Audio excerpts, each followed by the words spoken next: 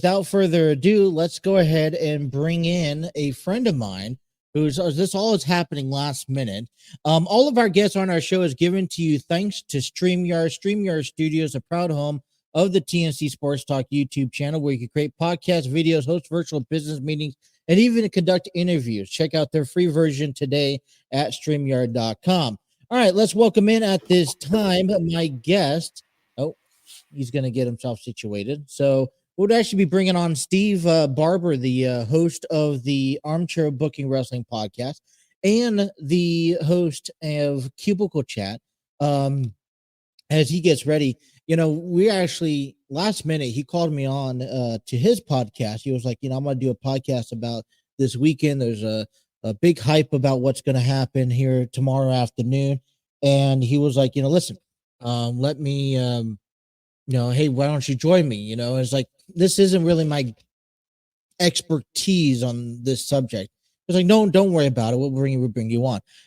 And we actually had a really good recording. I'm pretty sure he's working on uploading it right now. But let's bring in Steve. Steve, how you doing today? Doing all right, Justin. How are you? I'm doing well. It's been seems like we've been crossing each other's paths quite often. I actually enjoy it very much so. But you actually texted me earlier this morning about a pretty impactful game in the sports world coming up this weekend. And that is the Duke versus North Carolina. And we just did a show on Cubicle Chat, your podcast, I was telling everyone about, but kind of explain to me, if you don't mind, the history between Duke and North Carolina. Duke, man, come on, Tar Heels forever.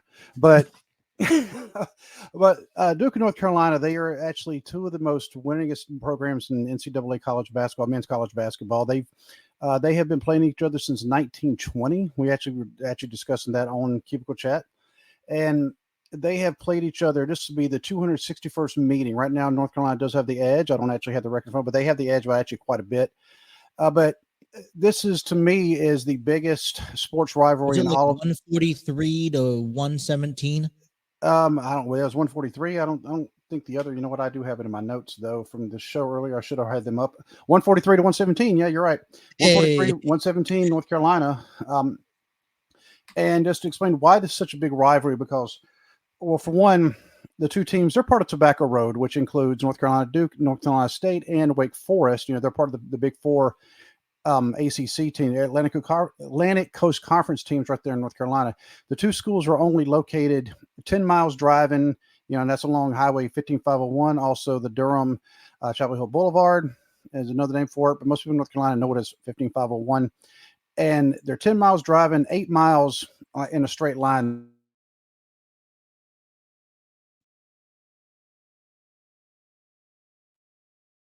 Once in each college's respective arenas, in the Dean Smith Center, also known as the Dean Dome, at the University of North Carolina in Chapel Hill, and then at the Cameron Sports Arena, the Cameron Indoor Sports Arena at Duke University.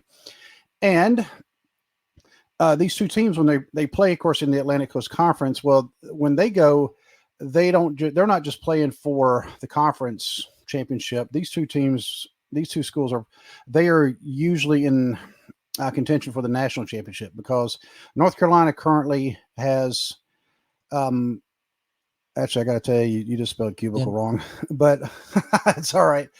It's Cubicle chat. Oh my goodness, I am so sorry. Oh, you're fine.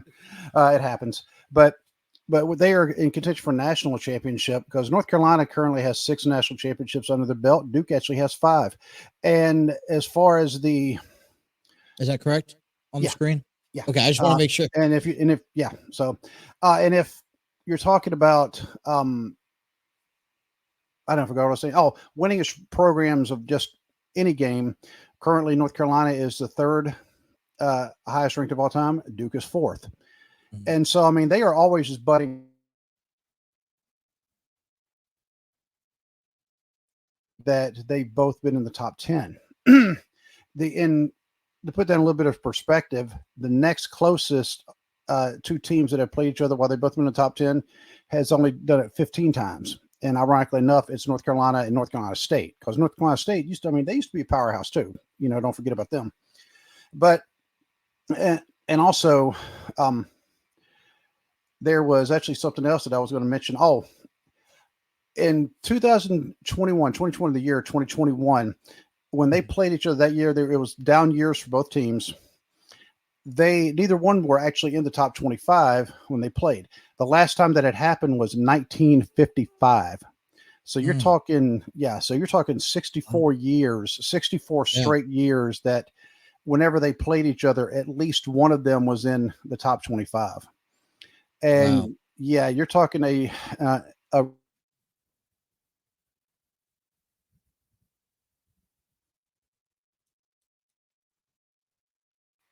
in the NCAA tournament. North Carolina has 131 wins. Duke has 118. North Carolina is actually in the lead on that.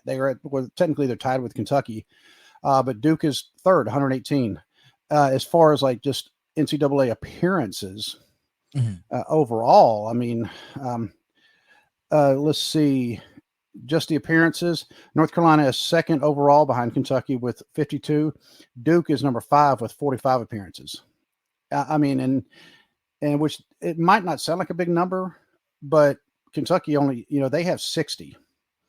So right. They're always in the tournament right now. The tournament appearance streaks. North Carolina has the second highest with 27 straight years being in the tournament. Duke has the fourth highest with 24 straight years. So these are two just absolute. They're part of. I don't know if Duke is considered blue blood. They might be. Because I know North Carolina and Kentucky, Kansas, I know they definitely are considered blue bloods, and I'll bet I'll throw Duke in there as well. As much as what I don't like Duke, but I mean, well, we talked about this, and we talked about the rich history, but we talked about not just the battle that they put on the field, because trust me, they have some pretty aggressive games throughout their lifespan, but we talked about on your podcast about the class that they had, class that they have outside of the court, and what it means. And I was just like, when you compared a lot of great things, a lot of great games, or a lot of great rivalries, sometimes they don't have that class outside the actual sport. So to see Duke, North Carolina, I think that's just on a different level. Yes, because I mentioned on the show, man, it does kind of transcend sports. Because when we're talking, thankfully, a lot of the people who support both teams also understand it is just a game. Because I mentioned when the young lady, at the time she was the president of the student body president of the University of North Carolina. Well, unfortunately, she was actually basically kidnapped, forced to withdraw money out of her ATM, and then she was killed. And they caught the guys, thankfully, who did it. But the next game, just a few days later, just happened to be North Carolina traveling to Duke to play at their court. Well, Duke actually had, and it was a joint thing, but it just happened to be held at Duke. They had a joint memorial service, for this young lady, who was murdered. Right. And then when Dean Smith, of course, a long time coach for North Carolina, when he passed away, just happened to be the next game, just happened to be also at Cameron. And, so they did the same thing. They also had a memorial service for Dean Smith, because it showed how much the two teams, when they are on the court against each other, it's no punches pulled. They're all in it because they're in it to win it, because this is their biggest rival. But at the same time, when Mike Krzyzewski, of course, a long time, probably the most famous coach of Duke, and he's also right now the winningest coach of all time in men's basketball, he passed up Dean Smith to get that, and of course he just kept adding to his win total. And when he went to the funeral for Dean Smith, he actually put on a Carolina blue tie, not a Duke blue, but Carolina blue, in honor of Dean Smith. So this rivalry, in 2006, the game that they played in March, because they always play the first part of February, then the first part of March, and it's the last regular season game for both of these teams. So sometimes it's the last regular season game for all of NCAA men's basketball a lot of times. But the game was broadcast on ESPN, And it's still, from what I was reading, it is still the highest viewed game of any sport ever on ESPN. And you think about all the things that ESPN shows. Yeah. This includes, I mean, you're talking playoff, NFL playoff games. You're talking, of course, a lot of college basketball. You're talking, just other regular season games that are very, very wanted, I guess. People are expecting a big viewership, and that game. I mean, of course, that year, North Carolina was the defending national champs because they won the championship in 2005. They were defending national champs, and it was Tyler Hansbrough. It was actually his freshman year, and so this was like the highest viewed game of any event on ESPN, and so it shows how much of a rivalry this game has, because the fact that both teams are always in national, 99% of the time they're both in national championship contention. No other rivalry can say that. And I'm talking like, and I live in Ohio, and I'm gonna have to switch cameras here because it's starting to act up on me.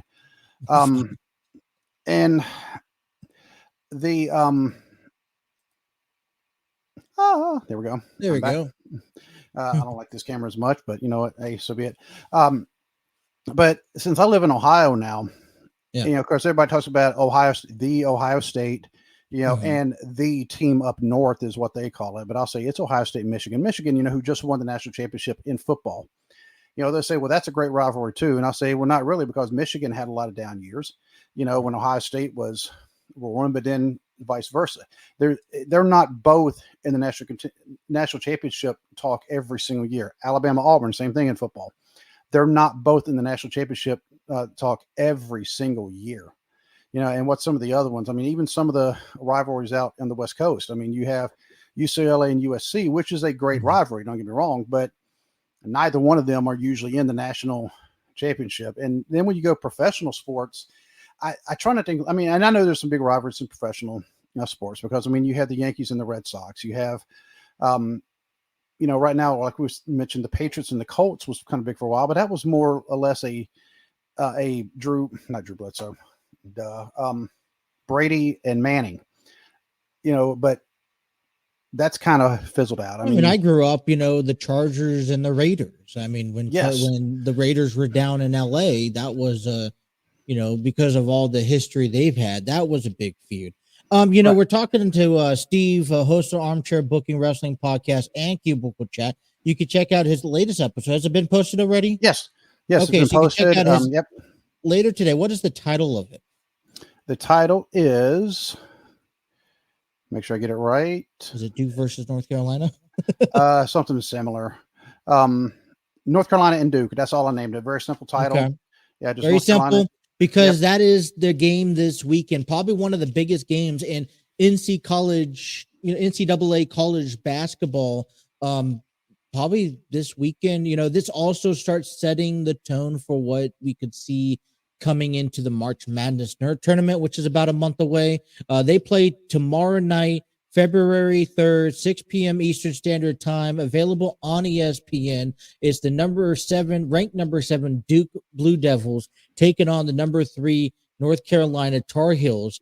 Now, I do want to ask, I was looking at some of the reports and some of the previews, we mentioned this on your podcast, but North Carolina has dominated. They just got off of a 10-game winning streak. They ended up losing on Tuesday, 74-73 against Georgia Tech. But Duke at the same time, right? And this is what makes this rival and this game coming up, game tomorrow, so interesting to watch, because despite of multiple injuries, they've won 3 in a row, and 11 of their last 12. Duke has won their last 4 road games, including the victory against Virginia Tech on Monday, 77-67. So, you as a Tar Heel fan, are you worried? I mean, yeah, you came off the long streak, but are you worried as a fan that Duke may have that upper advantage on the road?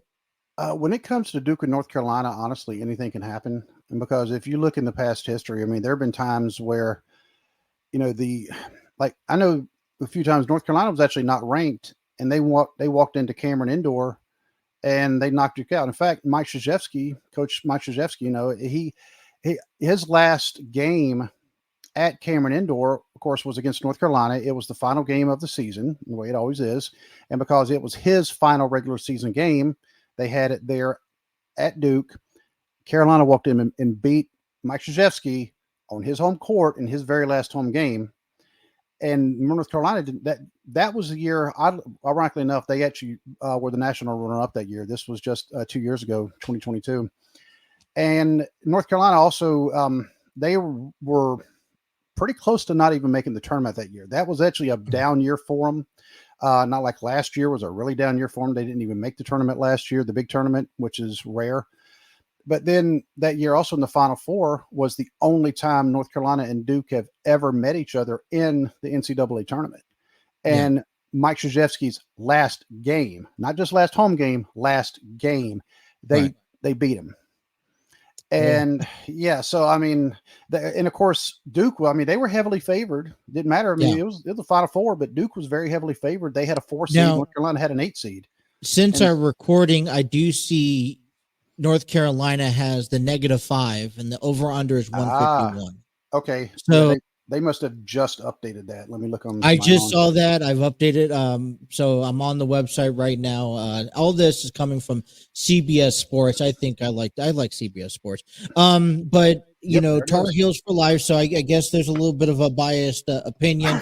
For me, I'm about a good basketball game. I've been watching the last couple of Xavier games, including this past one where they came back after being down from St. John's for the entire game. They came back. They ended up winning. And I thought this was like an incredible win for them. They had a win a couple weeks ago. It was 92-91. I forgot the team who they were playing against. It was Xavier. Yeah, Xavier. I don't know who they were playing against, but man, it was they're at home, and it was such a great game. Like it just motivates you to wanting to watch college basketball for. And tomorrow night we're going to get a treat. 6:30 p.m. ESPN. Number 7 Duke taking on number 3 North Carolina. Anyway, the last question, I'm gonna leave it to you. Do you have a prediction on the point spread for this?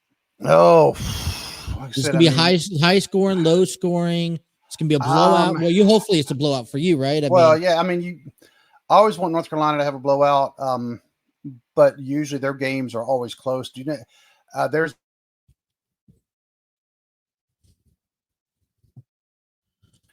Duke's way, and you know that's always a horrible thing for me being a North Carolina fan. And but I mean the games, they're always intense. Oddly enough, I will say the games are actually more intense when they play in Cameron Indoor because it's a smaller arena. Because Cameron Indoor, it only holds like 5,000, whereas the Dean Dome, I want to say, holds closer to 20.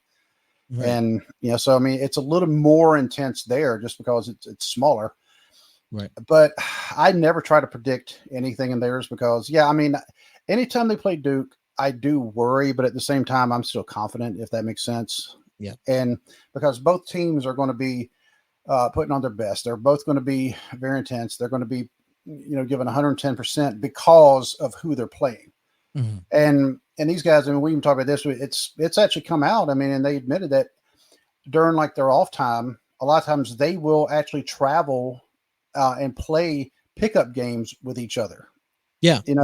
And so, I mean, and that's, not on a court, that's just, not on a formal court, not, in the Dean Dome or Cameron Indoor, but like on like an outdoor court in a park somewhere, and they're just playing pickup games. And it's not necessarily, okay, we're still Duke and you're still Carolina. I mean, they'll mix it up and, maybe like 4-on-4, 3-on-3, right. Where it has a mixture of the players on the both teams. And so, but yeah, it is a rivalry that it's hard to match it. There's actually been books written about it. There was a congressman. I didn't mention this on the podcast, but I should have. He was big Tar Heel supporter. And he actually said, I'll say it again. He said, if it came down to Duke playing the Taliban, I'll have to cheer for the Taliban.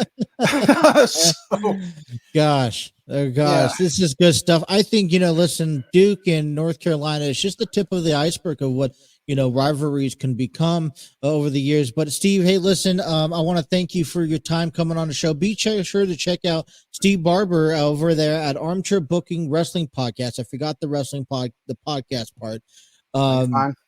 but at Armchair Booking Wrestling Podcast, uploading weekly. I think we just did you just had an episode with BC Hunter a couple of days ago.